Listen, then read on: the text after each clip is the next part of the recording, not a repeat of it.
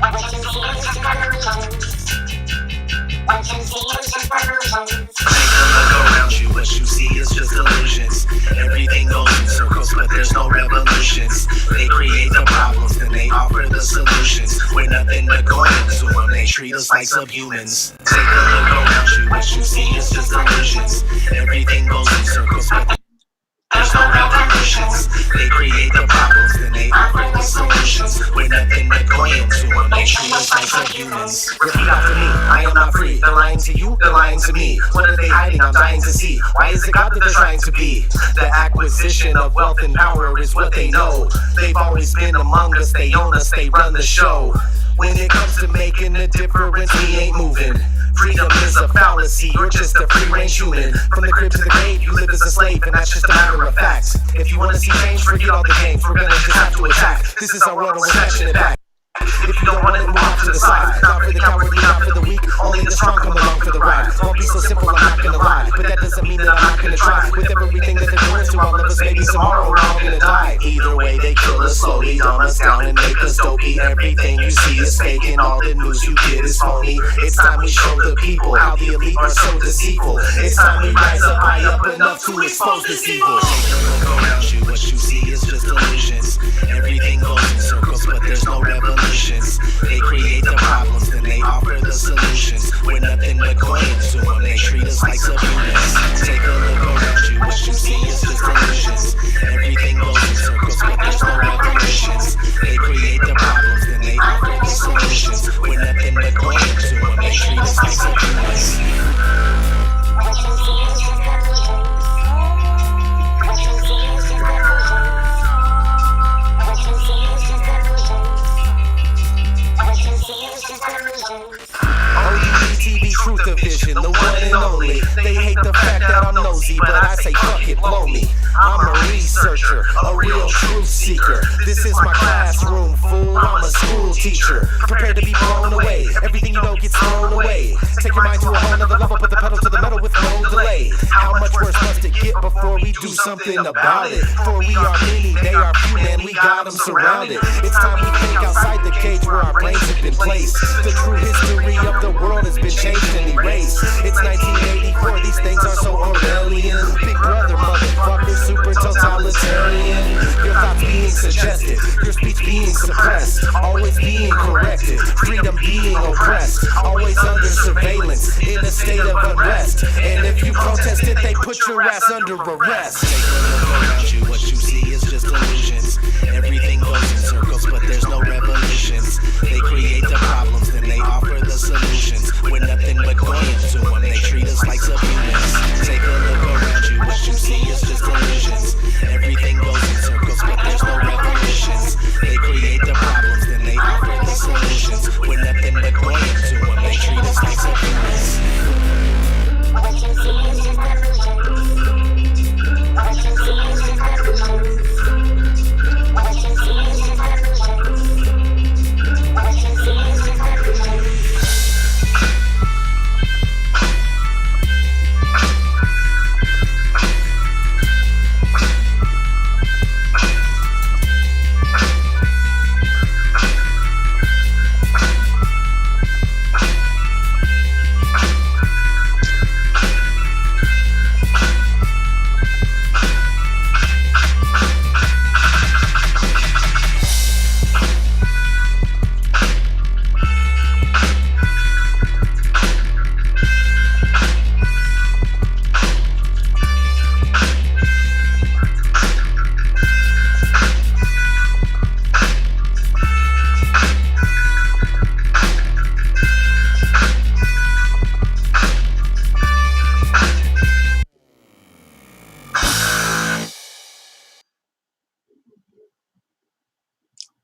Hi.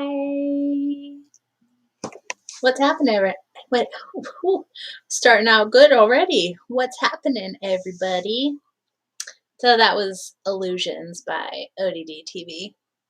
I've been listening to his CD a ton since I got it in South Carolina, and I really like that song. It's really good. Just top notch, awesome sauce. So, to work with it, yo. Yes. Oh, that's funny. So, how's everybody doing? Oh, words are gonna be real fun for me tonight. Clem Fandango, hello. Barbara Zena Bear, I'm here, of course. Eric DeLeon, Dr. E. Bales,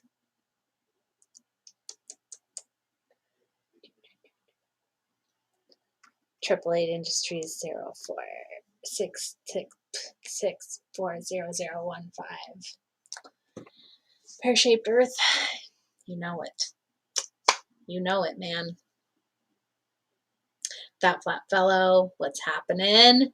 Woke Doctor, I'm on a plane. I mean, you guys are just awesome. Thank you so much for being here. Obviously, it is Thursday. Flat Accord Music. Hello, what's up? Yes, I do normally do story time on Wednesdays, but my mom drank too many margaritas on Tuesday, and so she was sleeping like pretty much all day, and so I didn't want to disturb her. We were trying to keep it quiet in the house so she could work off her hangover. And so, yes, I do normally do story time on Wednesdays, but since I did not do it last night, I figured let's do it tonight. So, what did you say? Oh, I'm sorry to hear that, Flat Accord Music. It's always really sad when your furry friends leave this realm. So, I'm sorry to hear that. Barbara says I look very delicious with that lipstick. That's funny. Michelle L, hello, you made it. Cozy's Roadhouse, yeah, Whidbey Island, you know it. Represent. So, yeah. Started acting like he felt bad yesterday, brought him in, and they found fluid. Oh, I'm sorry. It's never easy to lose our furry friends. But unfortunately, that is the sad part of pet ownership, is they never live nearly as long as we want them to. So I'm very sorry to hear that. But yeah, this is my Cozy's Roadhouse shirt. Got this at the Whidbey Island meetup this summer. So pretty legit. Really nice little place. Yeah. It was like a couple hours away from me on an island. Had to take a ferry to get there. He's only 5. Please give him a prayer. Good energy is amazing and strong, but I want him to have safe passage. Yeah, we don't want our babies to suffer, and when we know that they're in pain, I mean, nothing makes it like easier to lose them, but to know that they're not in pain anymore is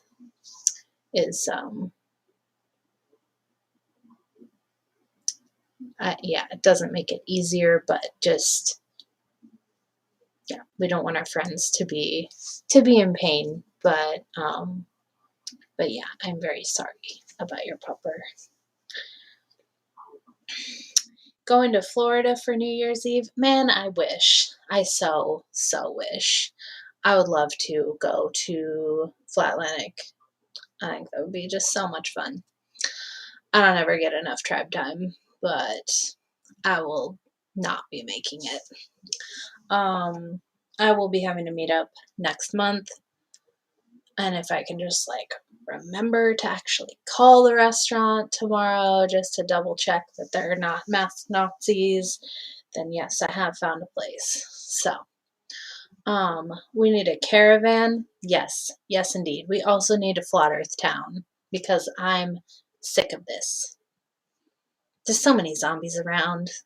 I mean, I was at work today and I saw one guy walking through the store without a mask on, and I was like, hey, it's nice to see someone with a face. He's like, I know, right? And Like, that's pretty rare to see. I have been seeing more people at Walmart without masks, but it's still a very few.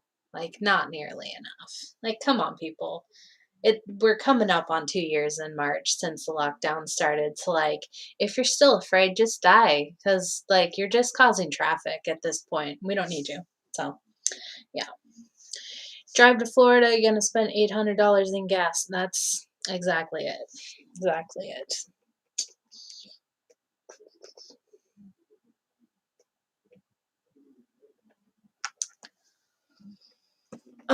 Yeah, Washington is crazy. Like, I swear to you, I mean, it's been 99% masks for a long, long time. It's finally dropping down to 97% masks. So I guess it's improving, but it's really not. It's not improving. Yeah, I need to just like I need Flat Earth Town. I need to if I have to stay in Washington, I need to live with like in a community with awesome people because whatever this is that I'm doing, it's not it's not doing it for me. No mask in Louisiana schools anymore, colleges and everywheres. That's really nice. Yeah, it's still literally everywhere here. Um, like everywhere. Nobody bothers me about it, which is nice. You know, people are gonna go with the insanity. At least they're not like angry at my face. But yeah, I don't know. You really don't realize how just like demoralizing it is to like never see people's faces. Like it's really bad. It's really bad for your psyche. Just it's not a good time. But yeah, what are you gonna do? I guess I don't know. You can't like scream at people to make them get it because they're not gonna get it that way. So yeah, Louisiana Attorney General is the one that filed a suit against OSHA against Medicaid, made them stop the mask mandate. That's nice. That's really good. Yeah, Washington is garbage. Pure garbage. Throw it in the trash. The only good thing is the scenery. And at this point, with how crazy shit is, like, I mean, Mount Rainier is due to blow up, so, you know, that's like one of the best parts of our scenery, and it's gonna blow up, so, you know, there's that. Say retard over and over until I leave the stores. Yeah, pretty much just don't even like see people. Like I just like look through them, you know? Like they're just NPCs without a quest for me. So like don't even need to talk to them. But yeah, like pretty much anytime I go out I wear my That's Retarded sweatshirt just to let people know where I stand. Rainier cherries. Oh, yeah, like the delight of the summer. Yes. Yum. No, and y'all people in the south, sorry, you're missing out. You don't know what a Rainier cherry is. No, you don't have them over there. They are gold over here. Pure gold. So if you want to support my channel, links are in the description. PayPal, Cash App, PO Box. Y'all know. Y'all know where to find the stuff. So we're continuing our book. Story time. The Voyage of the Dawn Treader. Um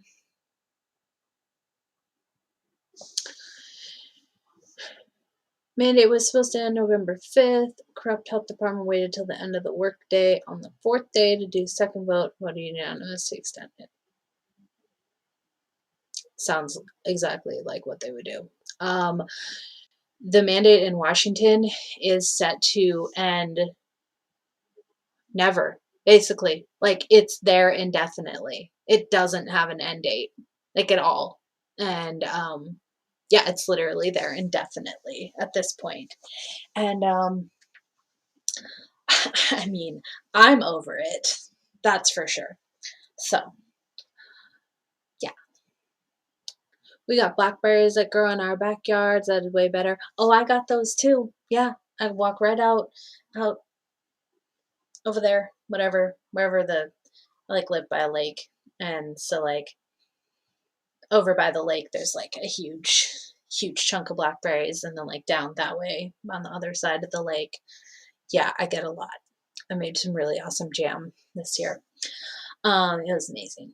I've been trying to learn about foraging mushrooms, which I had a lot of fun the other day uh, taking pictures of mushrooms, but I don't know what any of them are. So um, I'm down to find some psychedelic ones. Mostly I just want like normal eating mushrooms, but I'm down to find some psychedelic ones. I don't want to trip out like crazy, but microdosing mushrooms, that's good stuff. I bet that I would do some really good art if I microdosed. Oh man, and I was going to show you guys the little thing that I made. Um, let me see. Let me see. Wait a second. Let me see. Because I don't have it in here. Of course, I thought about bringing it on the stream yesterday and I didn't grab it for the stream today. So, that's how I roll with my life. So I've been making these art project things. So I made this little glitter box because I have a craft fair coming up next month, holiday craft fair, whatever. So I've been making all kinds of artsy things to sell in the craft fair, whatever.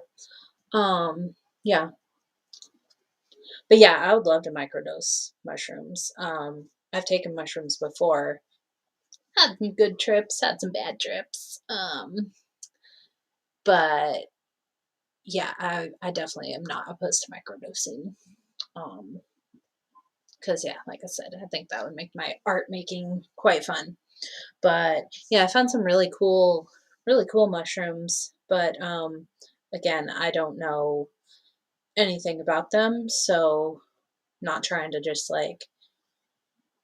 eat a mushroom and die, because that is a real possibility. Or just like tripping out in the middle of the woods and, you know, having that fun. This was a really cool one. I thought that it was tree bark. You probably can't see it very well. I should have just emailed these to me and then shared them on screen. But, I'm not prepared, as always. I have my book, but that's about as prepared as I am. But yeah. 4 peach, 2 apple, 2 cherry, 2 pear. Sounds like you got a cobbler making stuff right there. Sounds really good. I made the best cobbler ever this summer with my fresh blackberries. It was amazing. So yeah, I think without further ado, it's time for story time. So sit back and enjoy the story, as always. Eustace is still a dragon, so let's find out what happens with him. I know you're all very excited.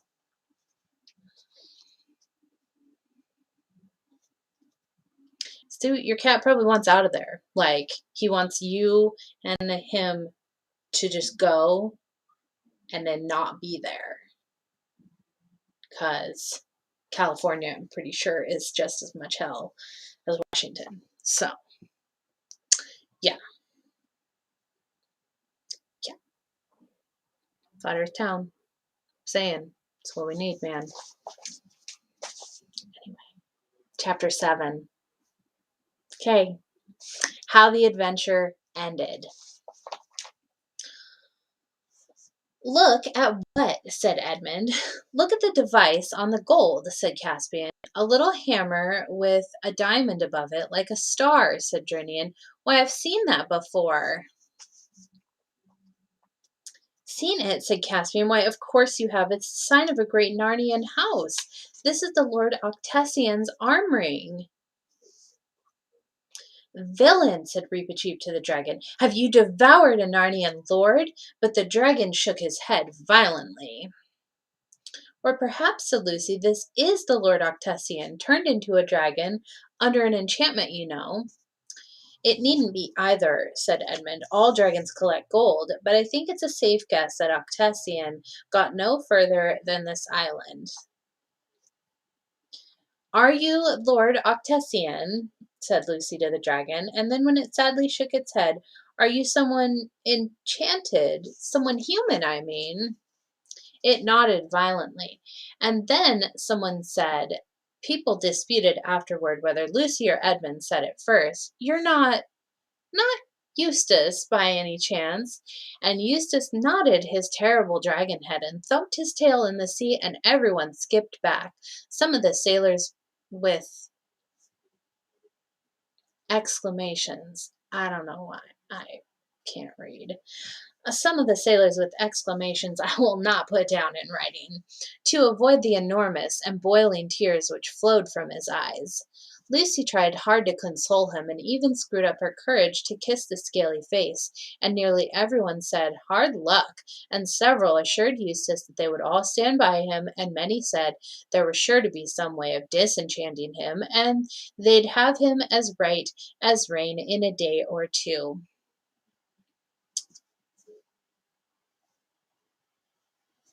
And of course, they were all very anxious to hear his story, but he couldn't speak. More than once in the days that followed, he attempted to write it for them on the sand, but this never succeeded. In the first place, Eustace, never having read the right books, had no idea how to tell a story straight, and for another thing, the muscles and nerves of the dragon claws that he had to use had never learned to write, and were not built for writing anyway. As a result, he never got nearly to the end before the tide came in and washed away all the writing except the bits he had already trodden on or accidentally swished out with his tail, and all that anyone had seen would be something like this. The dots are for the bits he had smudged out. I went to sleep Dragon's cave, 'cause it was dead and aining so hard, woke up and could get off me arm. Oh, bother. It was, however, clear to everyone that Eustace's character had been rather improved by becoming a dragon. He was anxious to help. He flew over the whole island and found that it was all mountainous and inhabited only by wild goats and droves of wild swine. Of these he brought back many carcasses as provisions for the ship. He was a very humane killer, too, for he could dispatch a beast with one blow of his tail so that it didn't know, and presumably still doesn't know, it had been killed. He ate a few himself, of course, but always alone, for now that he was a dragon, he liked his food raw, but he could never bear to let the others see him at his messy meals. And one day, flying slowly and warily, but in great triumph, he bore back to camp a great tall pine tree which he had torn up by the roots in a distant valley, and which could be made into a capital mast. And in the evening, if it turned chilly, as it sometimes did after the heavy rains, he was a comfort to everyone, for the whole party would come and sit with their backs against his hot sides and get well warmed and dried. And one puff of his fiery breath would light the most obstinate fire. Sometimes he would take a select party for a fly on his back so that they could see wheeling below them the green slopes, the rocky heights, the narrow pit-like valleys, and far out over the sea to the eastward a spot of darker blue on the blue horizon, which might be land. The pleasure, quite new to him, of being liked, and still more of liking people, was what kept Eustace from despair, for it was very dreary being a dragon. He shuddered whenever he caught sight of his own reflection as he flew over a mountain lake. He hated the huge bat-like wings, the saw-edged ridge on his back, and the cruel, curved claws. He was almost afraid to be alone with himself, and yet he was ashamed to be with the others. On the evenings when he was not being used as a hot water bottle, he would slink away from the camp and lie curled up like a snake between the wood and the water. On such occasions, greatly to his surprise, Reepicheep was his most constant comforter. The noble mouse would creep away from the merry circle at the campfire and sit down by the dragon's head, well to the windward, to be out of the way of his smoky breath. There he would explain that what had happened to Eustace was a striking illustration of the turn of fortune's wheel, and that if he, Eustace, at his own house in Narnia, it was really a hole, not a house, and the dragon's head, let alone his body, would not have fitted in, he could show him more than 100 examples of emperors, kings, dukes, knights, poets, lovers, astronomers, philosophers, and magicians who had fallen from prosperity into the most distressing circumstances, and of whom many had recovered and lived happily ever afterward. It did not perhaps seem so very comforting at the time, but it was kindly meant, and Eustace never forgot it. But of course, what hung over everyone like a cloud was the problem of what to do with their dragon when they were ready to sail. They tried not to talk of it when he was there, but he couldn't help overhearing things like, would he fit all along one side of the deck? And we'd have to shift all the stores to the other side down below so as to balance. Or would towing him be any good? Or would he be able to keep up flying? And most often of all, but how are we to feed him?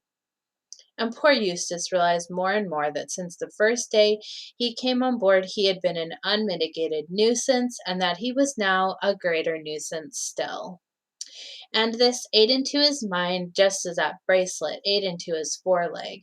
He knew that it only made it worse to tear at it with his great teeth, but he couldn't help tearing now and then, especially on hot nights. About 6 days after they had landed on Dragon Island, Edmund happened to wake up very early one morning. It was just getting gray so that you could see the tree trunks if they were between you and the bay, but not in the other direction. As he woke, he thought he heard something moving, so he raised himself on one elbow and looked about him, and presently he thought he saw a dark figure moving on the seaward side of the wood. The idea that at once occurred to his mind was, are we so sure there are no natives on this island after all? Then he thought it was Caspian. It was about the right size, but he knew that Caspian had been sleeping next to him and could see that he hadn't moved.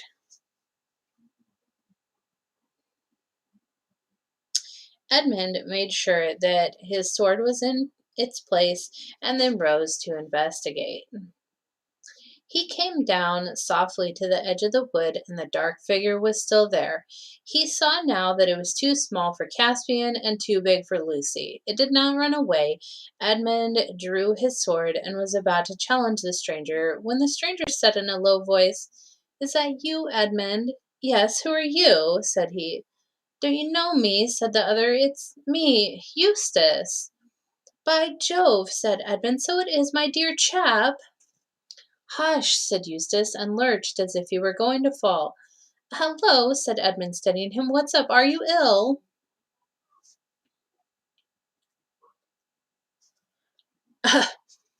Yeah, I mean that's obviously what wiped him out, Eric, without question.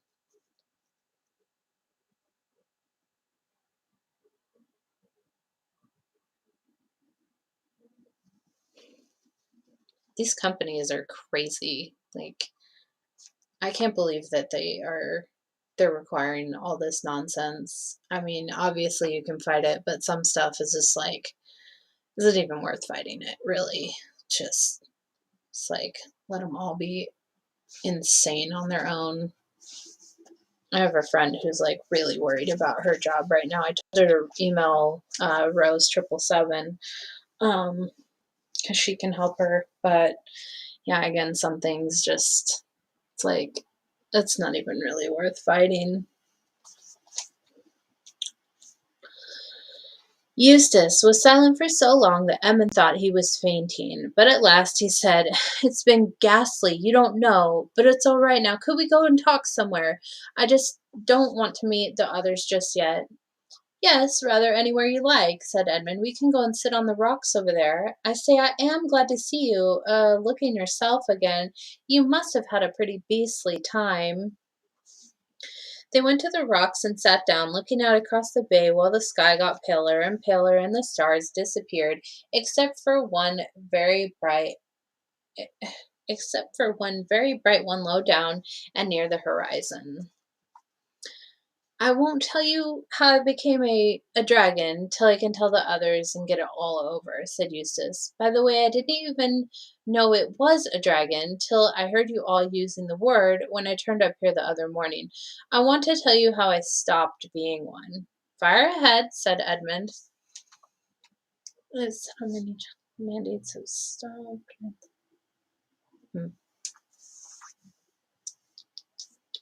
"Well, last night I was more miserable than ever, and that beastly armoring was hurting like anything. Is that all right now?" Eustace laughed, a different laugh from any Edmund had heard him give before, and slipped the bracelet easily off his arm. "There it is," he said, "and anyone who likes it can have it as far as I'm concerned. Well, as I say, I was lying awake and wondering what on earth would become of me, and then, but mind you, it may have been all a dream, I don't know." "Go on," said Edmund, with considerable patience. "State suing the governor to put a hold." Yeah, it is unconstitutional. They don't have a right to our medical anything. Like it's all just so insane. Well, anyway, I looked up and saw the very last thing I expected, a huge lion coming slowly toward me. And one queer thing was that there was no moon last night, but there was moonlight where the lion was.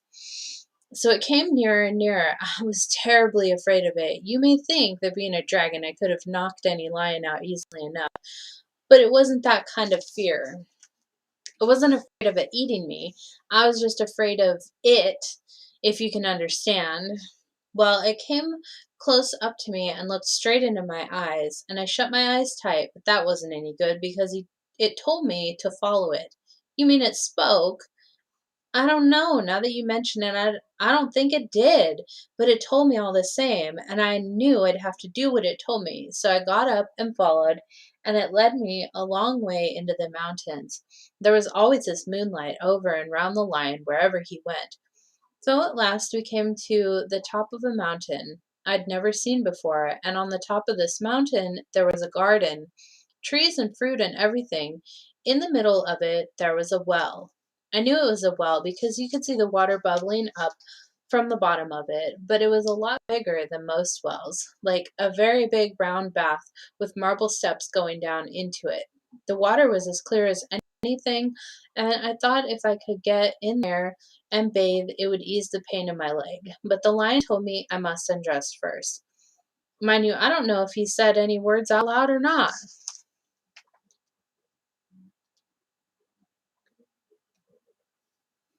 Yeah, I wish that my governor would stand up to this stuff, but he will not because he sucks.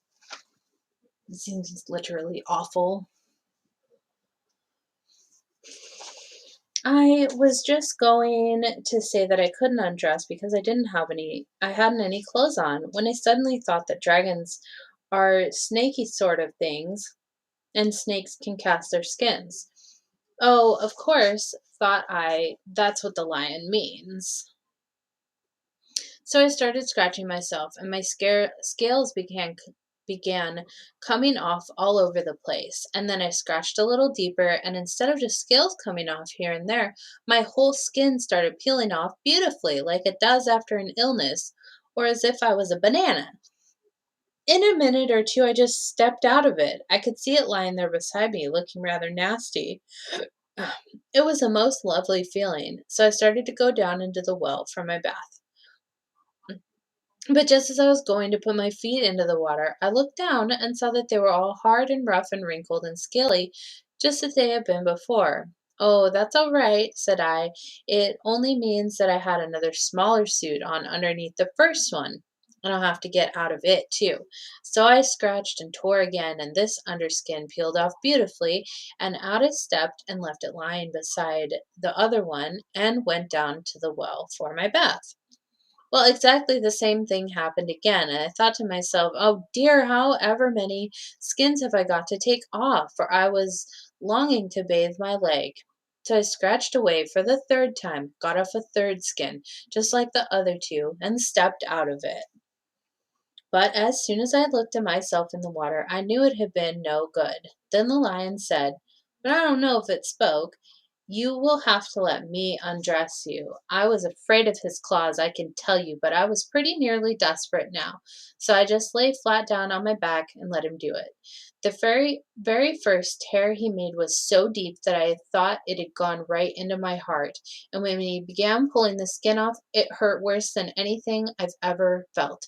The only thing that made me able to bear it was just the pleasure of feeling the stuff peel off. You know, if you've ever picked a scab of a sore place, it hurts like Billy O, but it is such fun to see it coming away. I know exactly what you mean, said Edmund. Well, he peeled the beastly stuff right off, just as I thought I'd done it myself the other 3 times, only they hadn't hurt. And there it was lying on the grass, only ever so much thicker and darker and more knobbly looking than the others had been. And there I was, as smooth and soft as a peeled switch and smaller than I had been. Then he caught hold of me. I didn't like that much, for I was very tender underneath now that I'd no skin on, and threw me into the water. It smarted like anything, but only for a moment. After that, it became perfectly delicious, and as soon as I started swimming and splashing, I found that all the pain had gone from my arm. And then I saw why I'd turned into a boy again. You'd think me simply phony if I told you how I felt about my own arms. I know they've no muscle and are pretty moldy compared with Caspian's, but I was so glad to see them. After a bit the lion took me out and dressed me. Dressed you with his paws? Well, I don't exactly remember that bit, but he did somehow or other in new clothes, the same I've got on now, as a matter of fact, and then suddenly I was back here, which is what makes me think it must have been a dream. No, it wasn't a dream, said Edmund. Why not? Well, there are the clothes, for one thing, and you have been, well, undragoned for another. What do you think it was then? Asked Eustace. Eustace? I think you've seen Aslan, said Edmund. Aslan, said Eustace. I've heard that name mentioned several times since we joined the Dawn Treader, and I don't know what, I hated it, but I was hating everything then. And by the way, I'd like to apologize. I'm afraid I've been pretty beastly. That's all right, said Edmund. Between ourselves, you haven't been as bad as I was on my first trip to Narnia. You were only an ass, but I was a traitor. Well, don't tell me about it then, said Eustace. But who is Aslan? Do you know him? Well, he knows me, said Edmund. He is the great lion, the son of the Emperor beyond the sea, who saved me and saved Narnia. We've all seen him. Lucy sees him most often, and it may be Aslan's country we are sailing to. Neither said anything for a while. The last bright star had vanished, and though they could not see the sun rise because of the mountains on their right, they knew it was going on because the sky above them and the bay before them turned the color of roses. Then some bird of the parrot kind screamed in the wood behind them. They heard movements among the trees, and finally a blast on Caspian's horn. The camp was astir.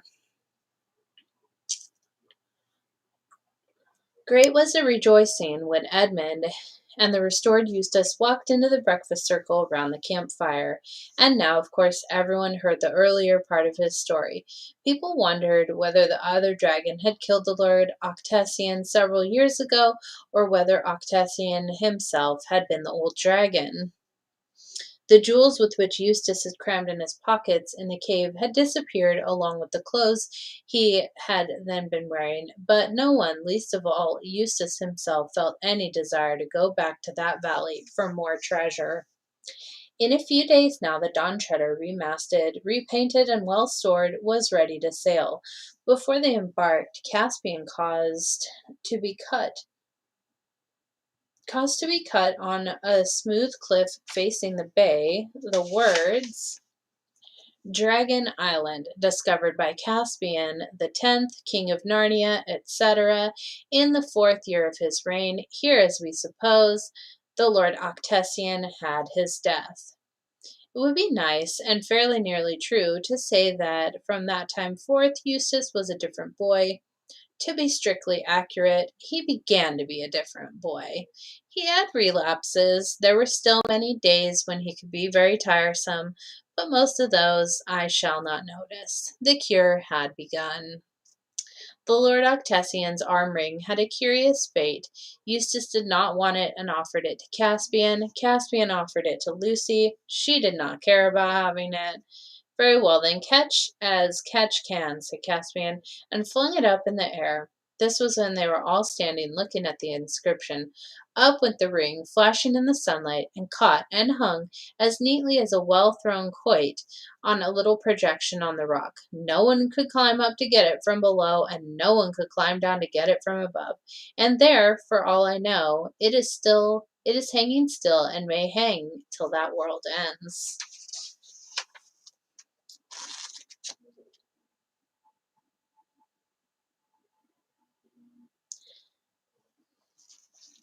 One sec. Did I write the wrong fucking chapter name?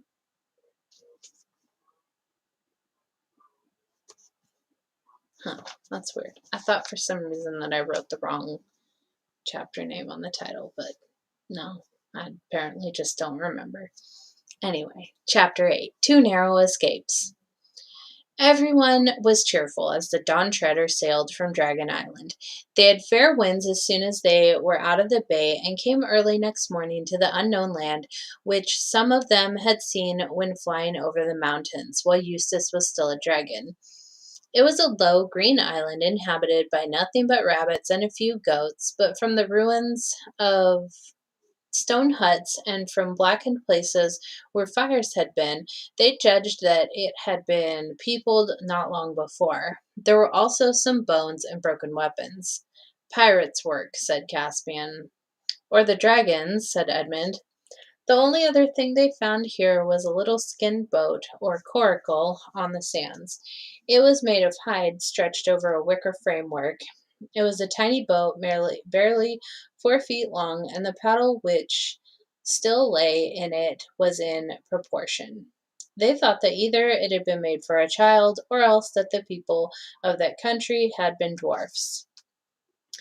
Reepicheep decided to keep it, as it was just the right size for him, so it was taken on board. They called that land Burnt Island, and they sailed away before noon. For some 5 days they ran before a southeast wind, out of sight of all lands and seeing neither fish nor gull. Then they had a day that rained hard till the afternoon. Eustace lost 2 games of chess to Reepicheep and began to get like his old and disagreeable self again. And Edmund said he wished they could have gone to America with Susan. Then Lucy looked out of the stern windows and said, "Hello, I do believe it's stopping, and what's that?" They all tumbled up to the deck at this and found that the rain had stopped and that Jernian, who was on watch, was also staring hard at something astern, or rather at several things. They looked a little like smooth, rounded rocks, a whole line of them with intervals of about 40 feet in between. But they can't be rocks, Drinian was saying, because they weren't there 5 minutes ago. And one's just disappeared, said Lucy. Yes, and there's another one coming up, said Edmund. And nearer, said Eustace. Hang it, said Caspian, the whole thing is moving this way. And moving a great deal quicker than we can sail, sire, said Drinian. It'll be up with us in a minute. They all held their breath, for it is not at all nice to be pursued by an unknown something, either on land or sea. But what it turned out to be was far worse than anyone had suspected. Suddenly, only about the length of a cricket pitch from their port side, an appalling head reared itself out of the sea. It was all greens and vermilions, with purple blotches, except where shellfish clung to it, and shaped rather like a horse's, though without ears. It had enormous eyes made for staring through the dark depths of the ocean, and a gaping mouth filled with double rows of sharp fist-like teeth. It came up on what they first took to be a huge neck, but as more and more of it emerged, everyone knew that this was not its neck, but its body, and that at last they were seeing what so many people have foolishly wanted to see, the great sea serpent. The folds of its gigantic tail could be seen far away, rising at intervals from the surface, and now its head was towering up higher than the mast. Every man rushed to his weapon, but there was nothing to be done. The monster was out of reach. Shoot, shoot, cried the master bowman, and several obeyed, but the arrows glanced off the sea serpent's hide as if it were iron-plated. Then for a dreadful minute everyone was still, staring up at its eyes and mouth and wondering where it would pounce. But it didn't pounce. It shot its head forward across the ship on a level with the yard of the mast. Now its head was just beside the fighting top. Still it stretched and stretched till its head was over the starboard bulwark. Then down it began to come, not onto the crowded deck, but into the water, so that the whole ship was under an arch of serpent, and almost at once that arch began to get smaller. Indeed, on the starboard, the sea serpent was now almost touching the Dawn Treader's side. Eustace, who had really been trying very hard to behave well till the rain and the chest put him back, now did the first brave thing that he had ever done.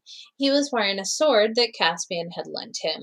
As soon as the serpent's body was near enough on the starboard side, he jumped on to the bulwark and began hacking at it with all his might. It is true that he accomplished nothing beyond breaking Caspian's second-best sword into bits, but it was a fine thing for a beginner to have done. Others would have joined him if at that moment Reepicheep had not called out, "Don't fight, push!" It was so unusual for the mouse to advise anyone not to fight that even in that terrible moment every eye turned to him.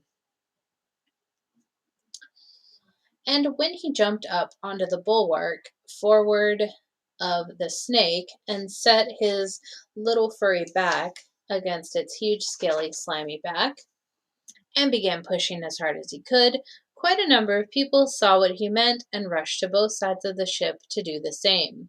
And when a moment later the sea serpent's head appeared again, this time on the port side, and this time with its back to them, then everyone understood. This brute had made a loop of itself around the Dawn Treader, and was beginning to draw the loop tight.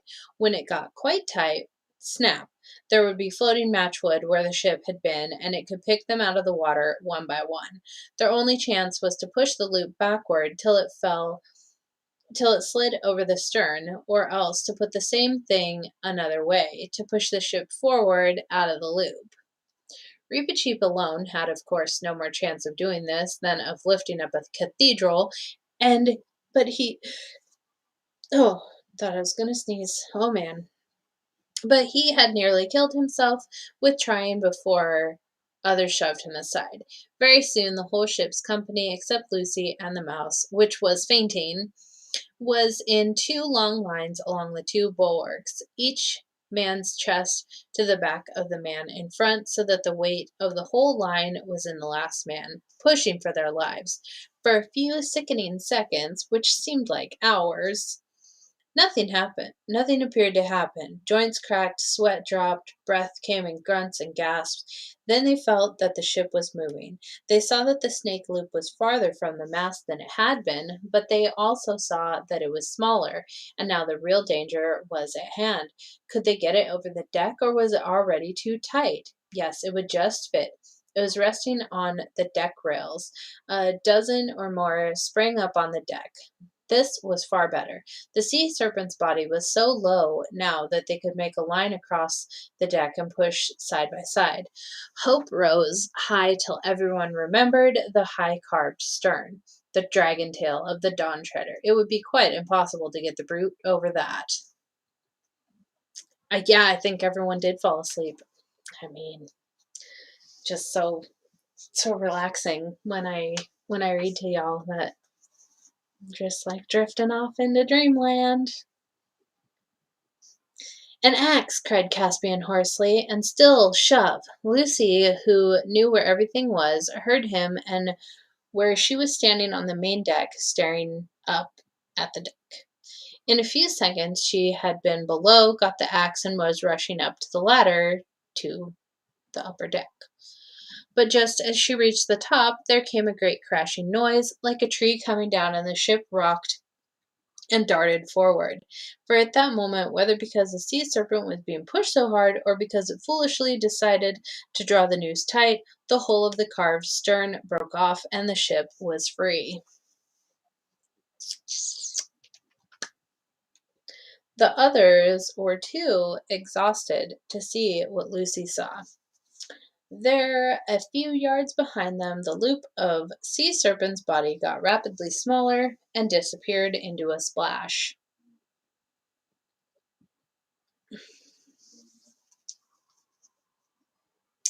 Lucy always said, but of course she was very excited at the moment, and it may have been only imagination, that she saw a look of idiotic satisfaction on the creature's face. What is certain is that it was a very stupid animal, for instead of pursuing the ship, it turned its head round and began nosing all along its own body as if it expected to find the wreckage of the Dawn Treader there. But the Dawn Treader was already well away, running before a fresh breeze, and the men lay and sat panting and groaning all about the deck, till presently they were able to talk about it and then to laugh about it.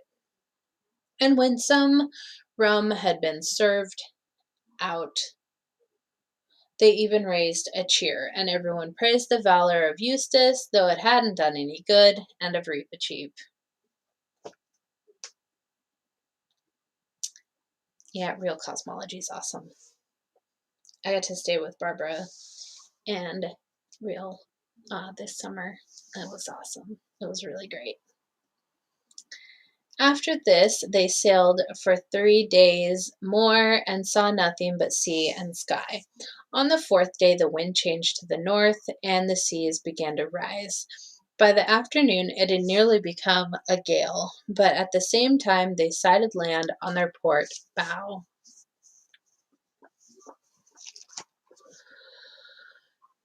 Ever noticed that the English never say the word around? They always say around.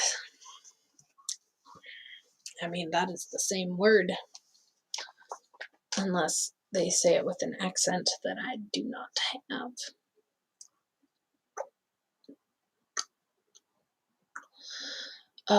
By your leave, sire, said Jernian, we will try to get under the lee of that country by rowing and lie in harbor, maybe till this is over.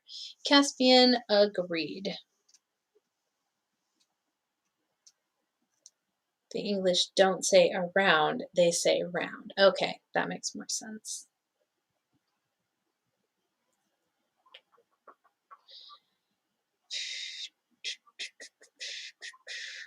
Caspian agreed, but a long row against a gale did not bring them to the land before evening.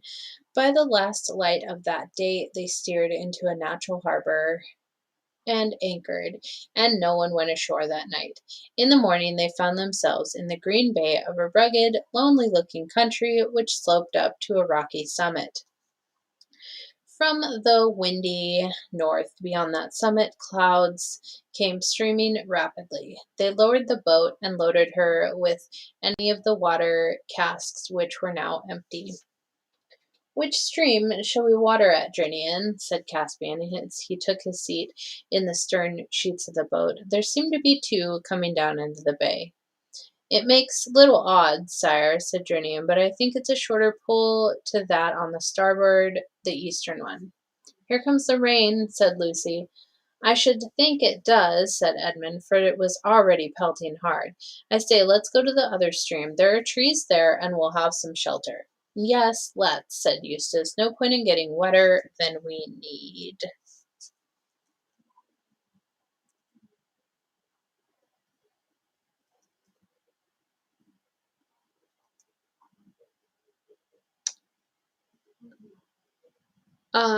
Yeah, text to talk is just a disaster. It's never a good idea. Never a good idea. But all the time, Drinian was steadily steering to the starboard, like tiresome people in cars who continue at 40 miles an hour while you're explaining to them that they're on the wrong road. "They're right, Drinian," said Caspian.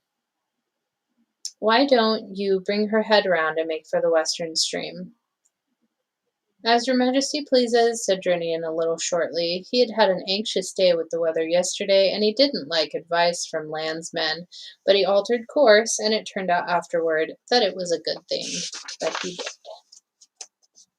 By the time they had finished watering, the rain was over, and Caspian, with Eustace, the Pevensies, and Reepicheep, decided to walk up to the top of the hill and see what could be seen. It was a stiffish climb through coarse grass and heather, and they saw neither man nor beast except seagulls. When they reached the top, they saw that it was a very small island, not more than 20 acres, and from this height the sea looked larger and more desolate than it did from the deck, or even the fighting top of the Dawn Treader. "Crazy, you know," said Eustace to Lucy in a low voice, looking at the eastern horizon, "sailing on and on into that, with no idea what we may get to." Oh, almost fell and died. It was close. Ow, my hip is trying to pop. I have problems.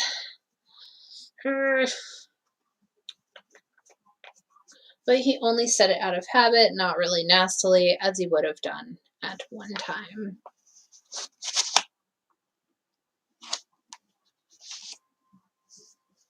It was too cold to stay long on the ridge, for the wind still blew freshly from the north. Don't let's go back the same way," said Lucy as they turned. "Let's go along a bit and come down by the other stream, the one Drinian wanted to go to." Everyone agreed to this, and after about 15 minutes they were at the source of the second river. It was a more interesting place than they had expected. A deep little mountain lake, surrounded by cliffs, except for a narrow channel on the seaward side, out of which the water flowed. Here at last they were out of the wind, and all sat down in the heather above the cliff for a rest. All sat down but one. It was Edmund. Jumped up very quickly again. "They go in for sharp stones on this island," he said, groping about in the heather. "Where is the wretched thing? Ah, now I've got it. Hello! It wasn't a stone at all. It's a sword hilt. No, by Jove, it's a whole sword. What the rest has left of it. It must have lain here for ages." "Narnian too, by the look of it," said Caspian, as they all crowded round. "I'm sitting on something too," said Lucy, "something hard." It turned out to be the remains of a mail shirt. By this time everyone was on their hands and knees, feeling in the thick heather in every direction. Their search revealed one by one a helmet, a dagger, and a few coins, not Calorman crescents, but genuine Narnian lions and trees, such as you might see any day in the marketplace of Beaver's Dam or Baruna. "Looks as if this might be all that's left of one of our 7 lords," said Edmund. "Just what I was thinking," said Caspian. "I wonder which it was. There's nothing on the dagger to show, and I wonder how he died." and how we are to avenge him, added Reepicheep. Edmund, the only one of the party who had read several detective stories, had meanwhile been thinking. Look here, he said, there's something very fishy about this. He can't have been killed in a fight. Why not? Asked Caspian. No bones, said Edmund. An enemy might take the armor and leave the body, but who ever heard of a chap who'd won a fight carrying away the body and leaving the armor? Perhaps he was killed by a wild animal, Lucy suggested. It'd be a clever animal, said Edmund, that would take a man's male shirt off. Perhaps a dragon, said Caspian. Nothing doing, said Eustace. A dragon couldn't do it. I ought to know. Well, let's get away from this place anyway, said Lucy. She had not felt like sitting down again since Edmund had raised the question of bones. If you like, said Caspian, getting up. I don't think any of this stuff is worth taking anyway. They came down and round to the little opening where the stream came out of the lake, and stood looking at the deep water within the circle of cliffs. If it had been a hot day, no doubt some would have been tempted to bathe, and everyone would have had a drink. Indeed, even as it was, Eustace was on the very point of stooping down and scooping up some water in his hands when Reepicheep and Lucy both at the same moment cried, "Look!" So he forgot about his drink and looked into the water. The bottom of the pool was made of large grayish-blue stones, and the water was perfectly clear, and on the bottom lay a life-size figure of a man, made apparently of gold. It lay face downward with its arms stretched out above its head, and it so happened that as they looked at it, the clouds parted and the sun shone out. The golden shape was lit up from end to end. Lucy thought it was the most beautiful statue she had ever seen. Well, whistled Caspian, that was worth coming to see. I wonder, can we get it out? We can dive for it, sire, said Reepicheep. No good at all, said Edmund. At least, if it's really gold, solid gold, it'll be far too heavy to bring up, and that pool's 12 or 15 feet deep, if it's an inch. Half a moment, though. It's a good thing I've brought a hunting spear with me. Let's see what the depth is like.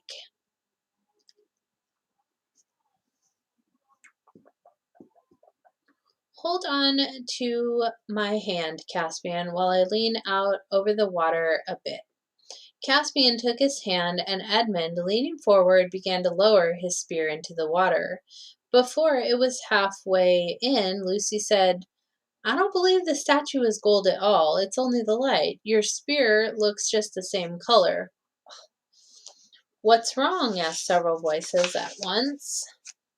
For Edmund had suddenly let go of the spear. I couldn't hold it, gasped Edmund. It seemed so heavy. And there it is on the bottom now, said Caspian, and Lucy is right. It looks just the same color as the statue.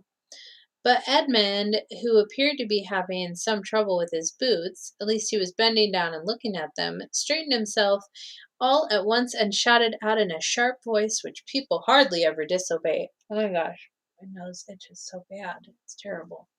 Get back from the water, all of you, at once. They all did and stared at him. Look, said Edmund, look at the toes of my boots. They look a bit yellow, began Eustace. They're gold, solid gold, interrupted Edmund. Look at them, feel them, the leather's pulled away from it already, and they're as heavy as lead. By Aslan, said Caspian, you don't mean to say. Yes, I do, said Edmund. That water turns things into gold. It turned the spear into gold, that's why it got so heavy. And it was just lapping against my feet. It's a good thing I wasn't barefoot, and it turned the toe caps into gold. And that poor fellow on the bottom, well, you see. So this isn't a statue at all, said Lucy in a low voice. No, the whole thing is plain now. He was here on a hot day. He undressed on top of that cliff where we were sitting. The clothes have rotted away or been taken by birds to line nests with. The armor's still there. Then he dived and don't, said Lucy. What a horrible thing. And what a narrow shave we've had, said Edmund. Narrow indeed, said Reepicheep. Anyone's finger, anyone's foot, anyone's whisker, or anyone's tail might have slipped into the water at any moment. All the same, said Caspian, we may as well test it. He stooped down and wrenched up a spray of heather. Then, very cautiously, he knelt beside the pool and dipped it in. It was heather that he dipped. What he drew out was a perfect model of heather made of purest gold, heavy and soft as lead.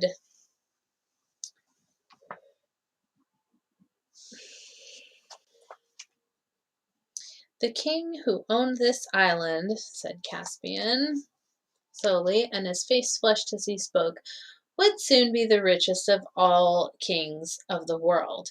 I claim this land forever as a Narnian possession. It shall be called Goldwater Island, and I bind all of you to secrecy.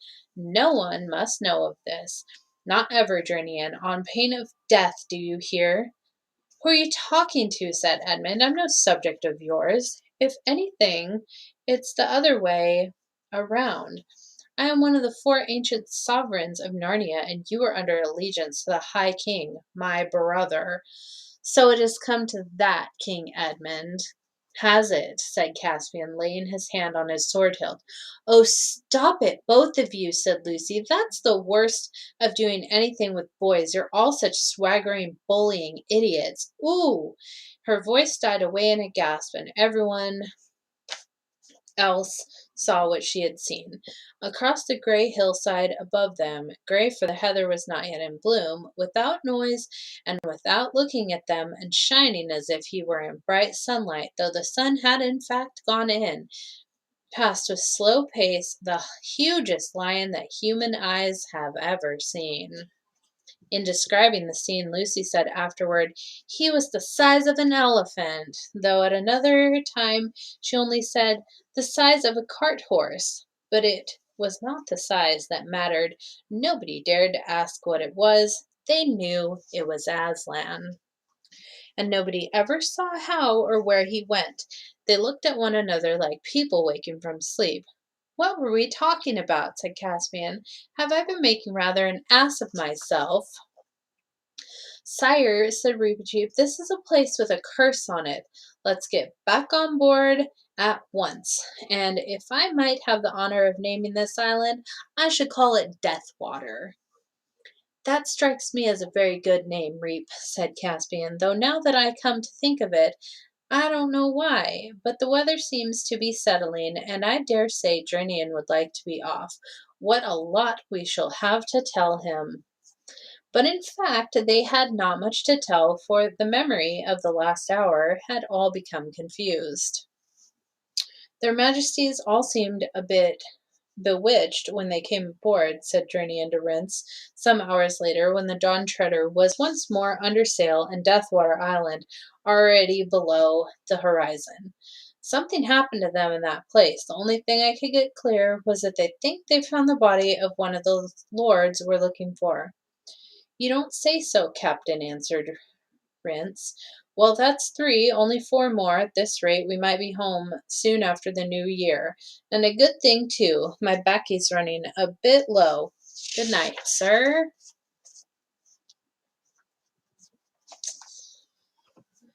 And just like that. Oh, no. Just threw my book and it fell all haphazardly. Just like that. That's the end of another 2 chapters. This book is going quite quickly. We're like halfway through now. So, halfway through, then we have the silver chair, and then we have the last battle. And yes, then Eric, your time will come, and we will be moving on to The Hobbit. And then all 3 of The Lord of the Rings. But gonna have to suffer through another couple months of the Chronicles of Narnia. So, yeah, it's over already. Yes, yes, it is. 2 chapters down. Those seem to be short chapters because normally ramble a lot more, and story time is generally about an hour and a half long. But all the quicker we get to the Lord of the Rings, yes, it will be here in due time. Yes, indeed. Which those story times will most likely be a good deal longer because I have a feeling that the print is a lot smaller in those books and the chapters are probably much longer. So we will be going back to reading one chapter, and yeah, I'm looking forward to reading those. I think it's going to be a lot of fun because I've never read them. So like these books, I have read them. I've seen the movies, The Lord of the Rings, though I never saw The Hobbit. But, I do know those stories from the movies, but I'm really excited to read the books because obviously the books are always better than the movies, and I mean, they're just classics. And then when we eventually finish those, I just don't even know what we're going to read next. I'm sure I'll find something. I like to read stories that are not, I like the older stories kind of, like I don't want like new, like nonsense stories, whatever. Hobbit movies wasn't too good in my opinion. Yeah, I mean, well, they made one book into 3 movies, so I'm sure they added a bunch of crap that wasn't in there. It just, had to make it cinematic and all that nonsense, whatever. But, yeah, whatever.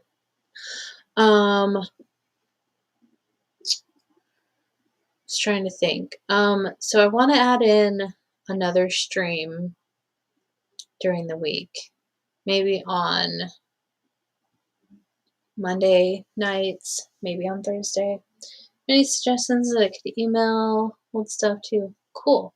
When we get to that point, we will do that. But yeah, we still have a couple more months of Chronicles of Narnia and The Lord of the Rings. That's probably going to take me like at least a year if we're only reading it a chapter at a time. There's 4 books, so that's going to take a good while. So y'all are stuck with me for a bit longer. But anyway, I would like to add in another stream on either Monday or Thursdays. I don't know. To figure it out. But so would you rather learn about the world's fairs, or would you like to check out like hidden underwater civilizations? I was looking at some stuff about the Bermuda Triangle today. There was a lot of gravy in that. And then I was also looking at some stuff about Atlantis. And some of the pictures that I found,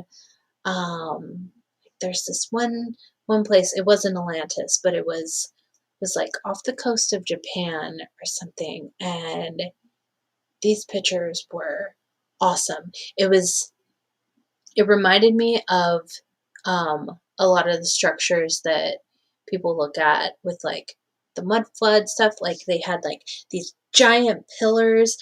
There was this one that had like these, just massive staircases, like so gigantic, and they were underwater. Ooh, it was really fascinating. So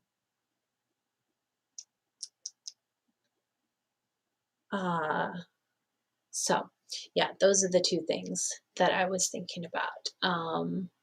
Because, yeah, the World's Fair, there's a lot of interesting stuff going on with those. But I know that a lot of people do World's Fair stuff. But but I don't know that anyone does like underwater streams, like looking at architecture underwater. Yes, you're talking about off the shore of Japan, all the pyramids. Yes, yes, exactly. I found like, yeah, this awesome gigantic pyramid that looks like, you know, the Mayan pyramids and the Mexico pyramids and like, yeah, it's exactly it. So,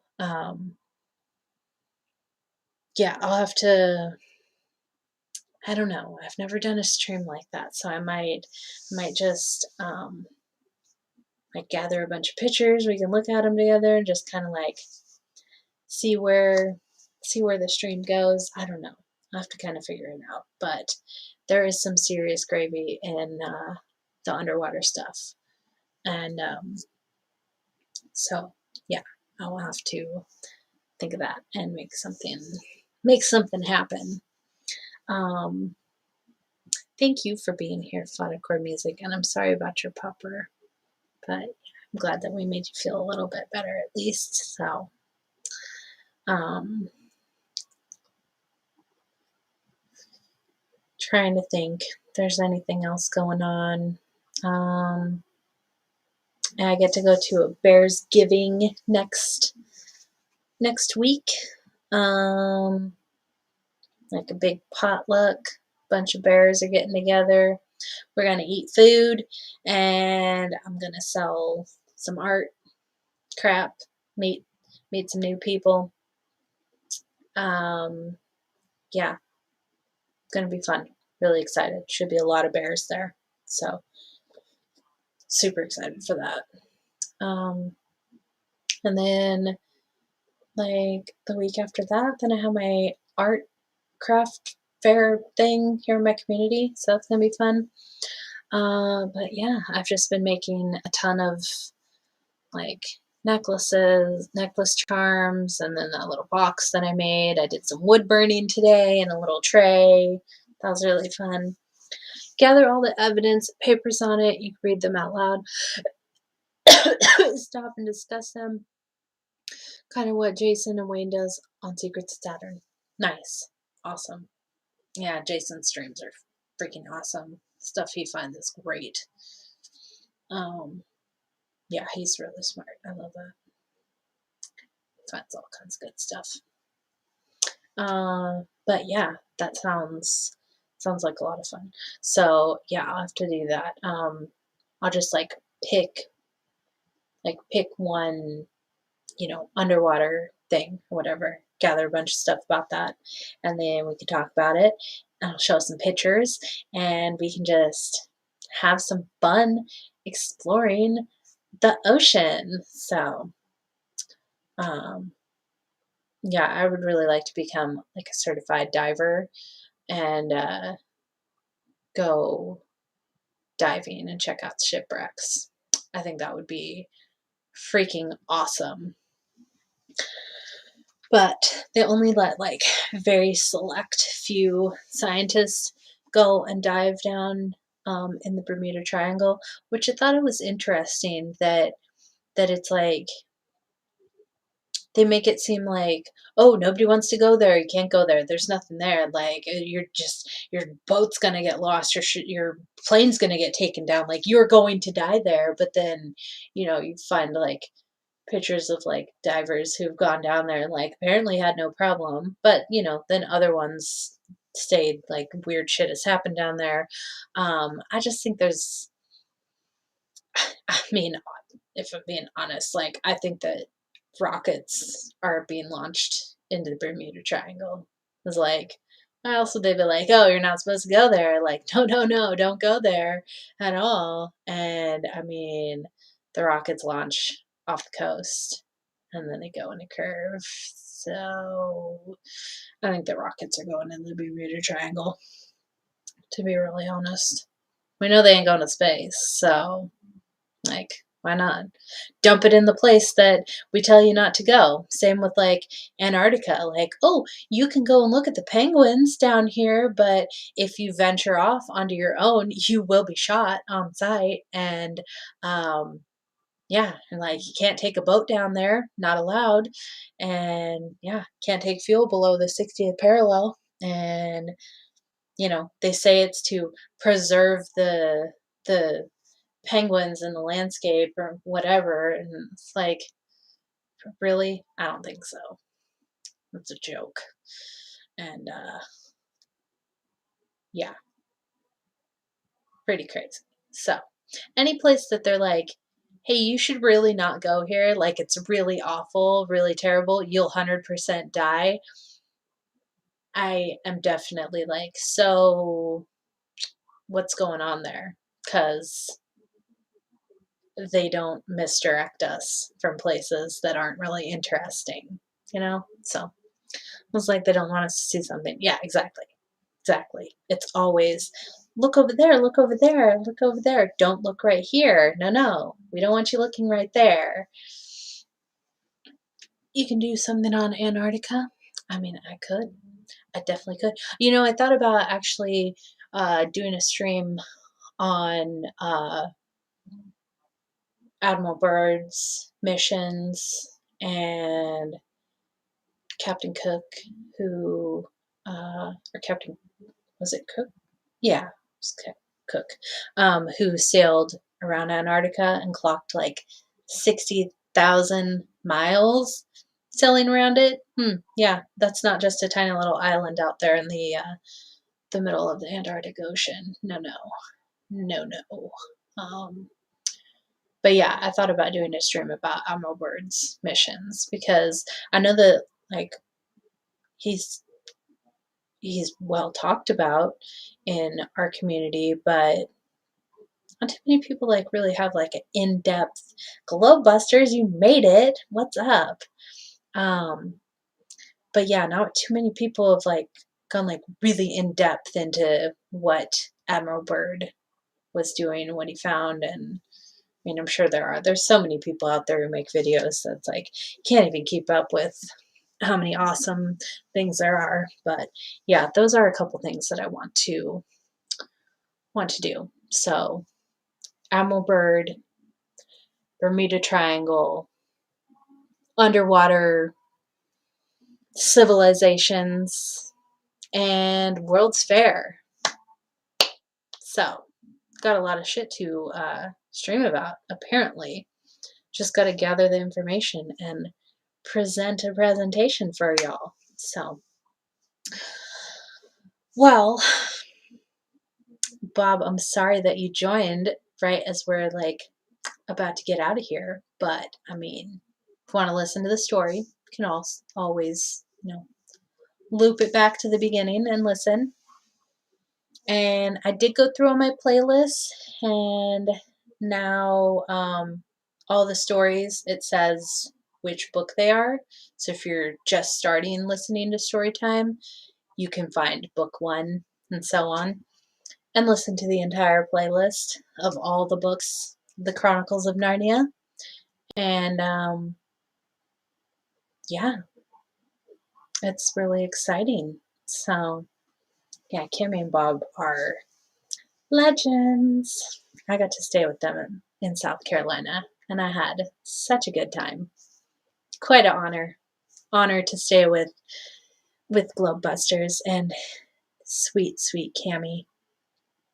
Yeah, it was such a good time. I didn't want to leave. So, you were watching the new Star Trek Discovery. Oh, I bet that was just riveting with all that space propaganda and just nonsense stuff. Yeah. I get like so annoyed watching stuff like that. I like can't even enjoy it, It's just like being entertained is very difficult to me. Be entertained by like truthers and stuff like that, but man, TV and movies, stuff like that, I just have a really hard time with just finding it entertaining because it's more just like, oh wow, look at all this truth that they're putting out here in front of our face. How nice of them. Like when I was watching Godzilla versus Kong with my son, the first 30 minutes of that movie, I'm just like, really? You're really doing that? You're really going for it? Like, it's like Project 33, um, King Kong was inside a dome. He threw a tree that like broke the dome, broke the firmament. The whole premise of the movie was trying to get Godzilla and King Kong to go to Hollow Earth, and the entrance was in, where was it? Antarctica. Yeah, of course it was. And I was just like, wow, you people are just pulling out all the stops there. That was in like the first 30 minutes of the movie. So I'm sure the whole rest, I didn't even ever watch the rest of it, but I'm sure it's all just like, the truth is just right there in the movies. It's always in the movies. Picard is now an android? No. No. That's what they're pushing right now. They want like everyone to be like robots. That's really, yeah. Yeah, that's definitely it. No humanity left in people. Just be a robot, follow your program, stand on the circle in the grocery store, take this when we tell you. Yeah. They don't like humanity. They really don't. But yeah. Just like what they're trying to do with us in real life. Yeah, exactly. Exactly. They want us to be a robot. They want us to just follow the program. And I'm not gonna follow the program. So Germans in the 30s or early 40s definitely found something there. I seen a few documents stating that they found a pathway to something. Love to see more on that. Talking about following the passage through Antarctica. Oh yeah, I've heard a little bit about that too. Yeah. Well, and of course, like when Bird was down there, like his last mission, when they found whatever it was, and then they immediately, all the United Nations, or like all the nations, they signed the Antarctic Treaty, then you're not allowed to go down there anymore. And then Operation Fishbowl, they started firing rockets straight up into the air, trying to break through whatever it was that Bird found. And then right after that, NASA comes along and they're like, oh yeah, we're gonna take this rocket and get out. Really, because your nukes couldn't break what you were trying to break, so how are you gonna get a rocket out of it? So kind of funny, right? Yeah, real interesting. But yeah, I have heard of that passage going to the other land or whatever. But yeah, Antarctica's got some serious gravy for sure. Frozen gravy. So yeah, I'll have to work on getting y'all a presentation and figure out which one I want to do first. We could probably do the Admiral Byrd stream first, because that would be just one stream if I wanted.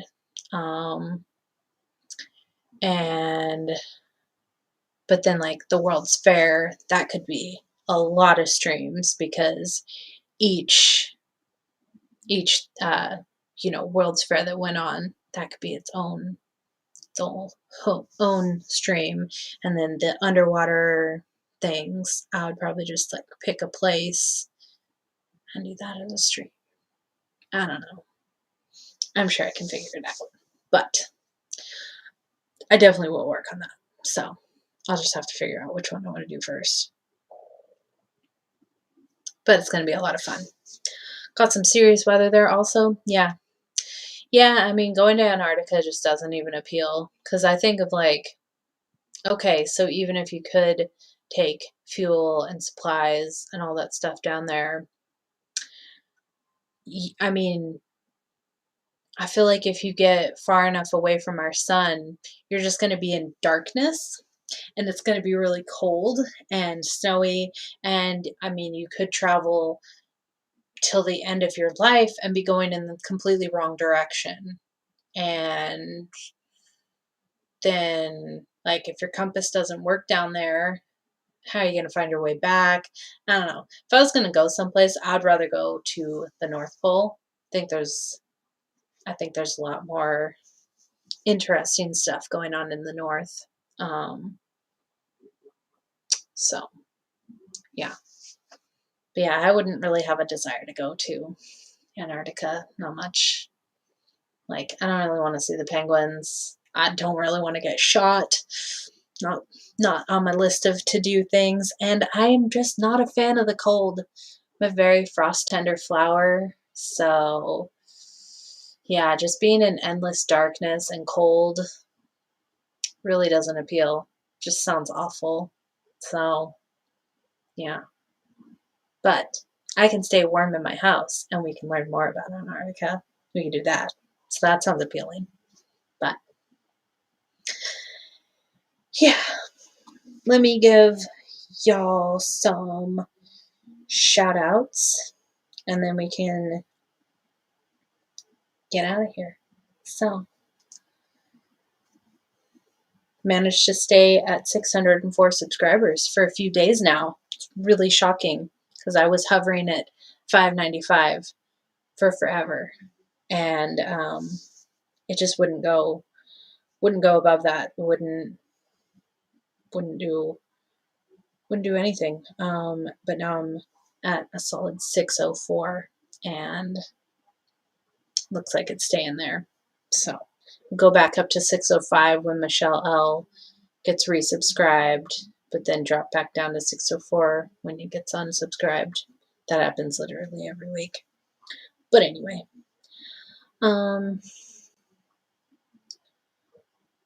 I needed the other one because then I can see participants.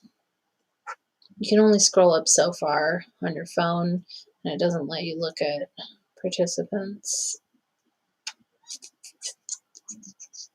on your phone. Sorry if there's sound. It doesn't let you look at participants. Shut up, sound. No one cares. Flight record music. Let's get you your wrench. Add moderator.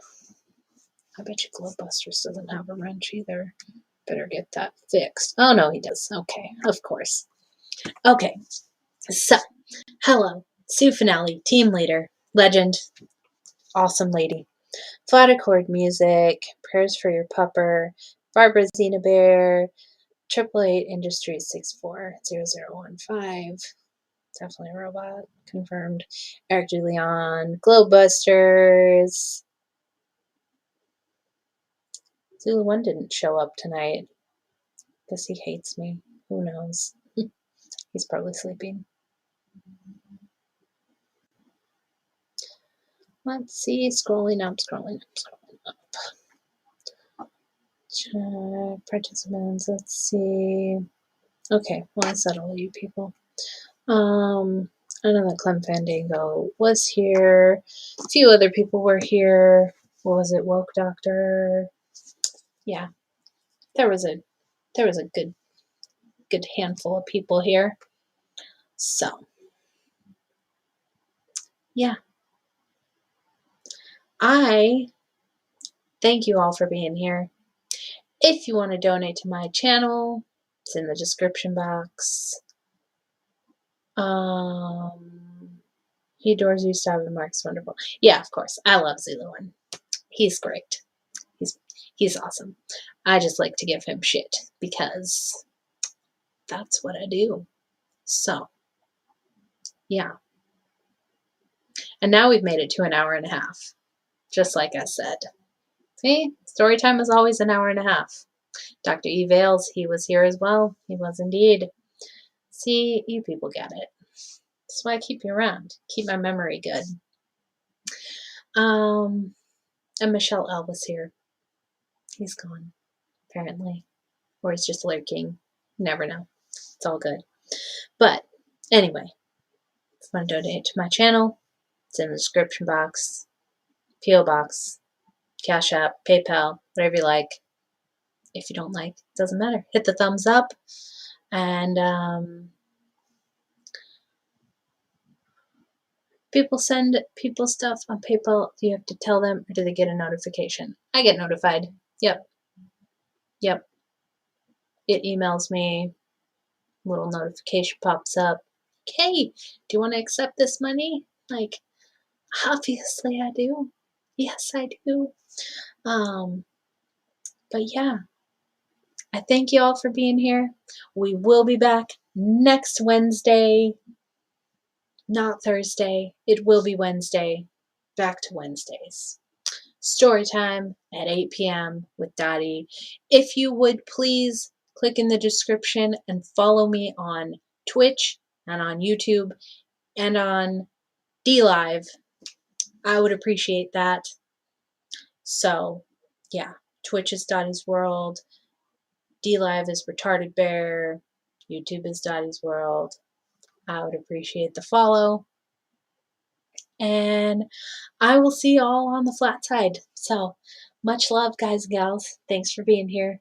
And I'll see y'all later. Bye.